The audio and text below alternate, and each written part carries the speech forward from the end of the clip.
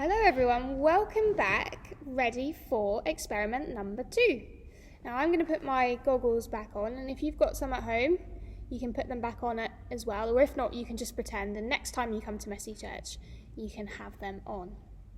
Now, for this experiment, what we're going to need is some milk from your fridge. You don't really need as much as this, so it's okay if you have a little bit less, that's absolutely fine. You need some milk.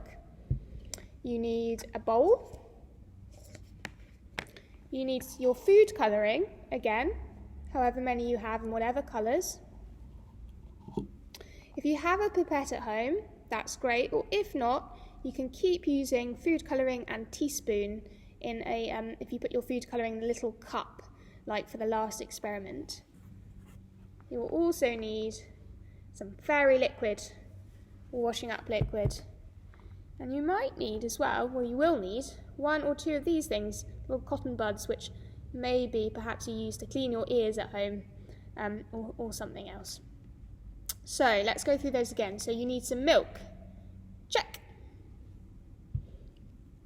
You need a bowl. Check. You need a teaspoon or a pipette. Check. You need your food colouring, either in a bottle if you're using a pipette or in a cup if you're using a teaspoon. Check. You need some fairy liquid. Check.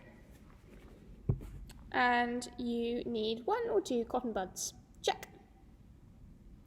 Now, what we're going to do first is really carefully, and you might need some adult help for this, is pour some milk into your bowl. It doesn't need to be a lot, but it does need to cover the bottom of your bowl like that.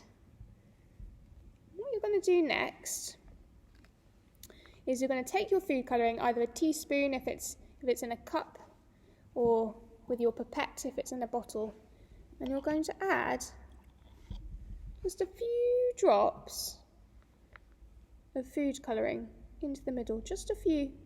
Not many. I've just put 2 drops of blue in. I'm going to put 2 drops of red. And I'm also going to put a drop of yellow as well. Now you'll see all your food colouring in the centre of your milk. And if you take your earbud and pop it in the middle, I wonder what happens. Oh, nothing happens. But I wonder what happens if on the base of your earbud you put a little bit of fairy liquid and very gently touch the centre. Oh! Whoa, did you see what happened? All of the colours went away. They were chased away. Did you see that? Should we try it again? You get a few drops of food colouring, pop it in the centre. I'm going to put some green, some blue, some red. What happens if you touch it with a clean cotton bud? Nothing happens.